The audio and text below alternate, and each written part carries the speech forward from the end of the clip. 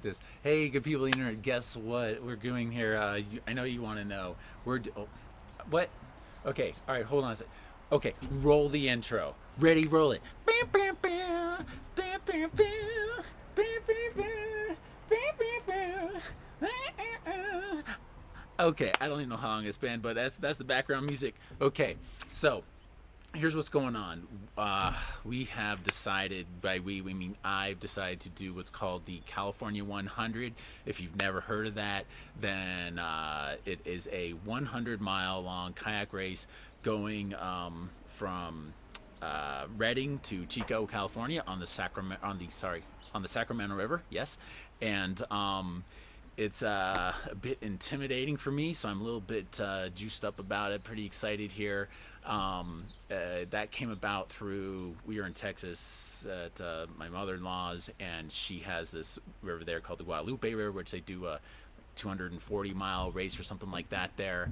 And over Christmas break, I was doing some. I built a PVC kayak down there, at least got it started, and so this is, I can't do that race, it's in Texas, all that kind of thing, but I can drive up to Redding and I can do this race. And I've gotten now the support of the family because they got me this GoPro that you're seeing me on, and basically encouraged, forcing me to do this. I'm doing all my, I've been talking all about it and about wanting to do this project, but anyway, so now I have to go do it, and so I'm going to document it, and so therefore I have this new camera, so we're using it, and I don't like being on camera. I like being behind the cameras, as you can probably tell. But in any case, let's get down to it. What we're doing is a 100-mile long race. It's on a river. River goes 3 to 5 miles an hour, they say, depending on the flow. I've not been on it. I've driven over it several times on the 5 and said, oh, I need to get on that river, so now's my chance. But what I need to do is get a new boat, because this is the closest thing we have to what would be a racing boat. This is my wife's poor old Chesapeake Light Crafts Patuxent 17-foot. And so I brought this out to kind of show, well, first of all, what happens to a boat if you neglect it for a number of years in the Southern California sunshine. And what, just kind of basing, I'm going to design, okay, let's start that again. I'm going to design my own boat and make it in what's called a fuselage frame, skin-on frame style of a kayak. And I'm going to start making some boats. I'm probably going to make 2 of those and try and sell one of them to help fund my trip. And we'll talk about fundraising in a little bit. But this is a boat that's comparable to it, because I've decided not to go in the surf ski category, because first of all, I don't have a surf ski. I used to have a surf ski, and I liked it if I was cranking along and it was okay, but it was just a little too much work for me. I like a tippy boat, but not that tippy. And so the surf skis, as if you've ever paddled a surf ski or seen one, they're just hard to sit up in if they're really a racing style. The only thing I've been in that's more tippy is an Olympic class K1 that I was in, actually K2. I was in with a guy one time on the Potomac, and that thing with 2 people in it was really hard to just to stand up, because it's prismatic shape on the hull. There's just nothing that wants to keep you up and down.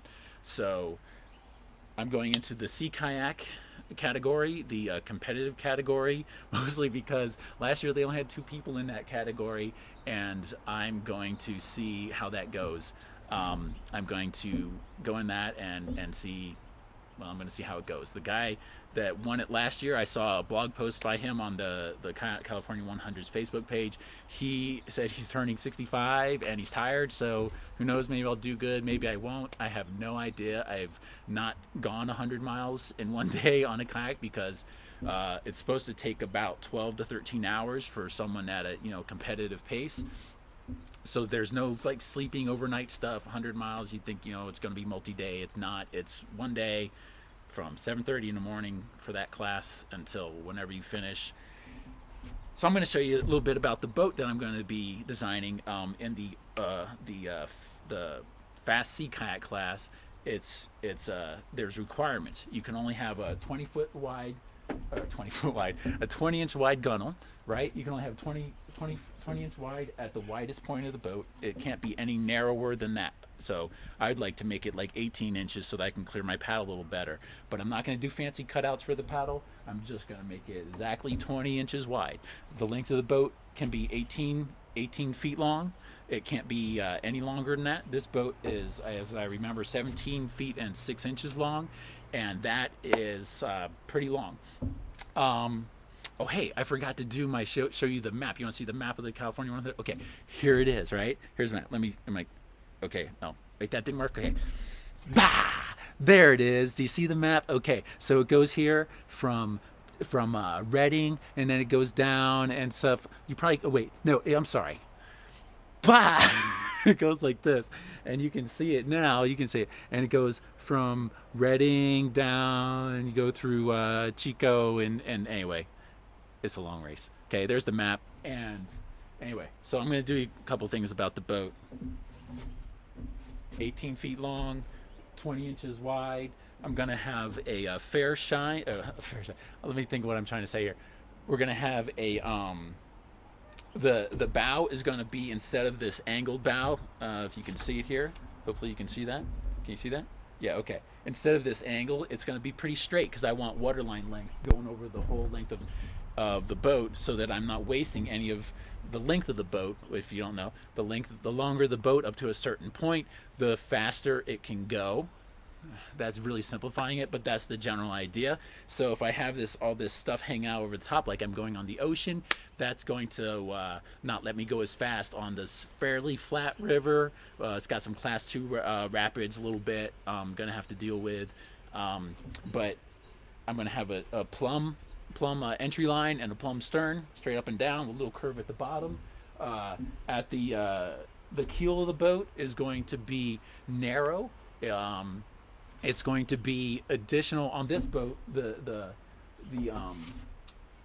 sheen at the center of the boat is 17 inches wide. It's 21 inches wide at the top. So I'm going to shrink it down to 20 inches at the top and down to 15 inches right under my butt, and that will make it so that it's going to have a lot of secondary stability. The sides of the boat will be like this, a nice flare on it, and it'll give me a lot of secondary stability with a little bit less initial stability, primary stability, and it'll go hopefully a little bit faster.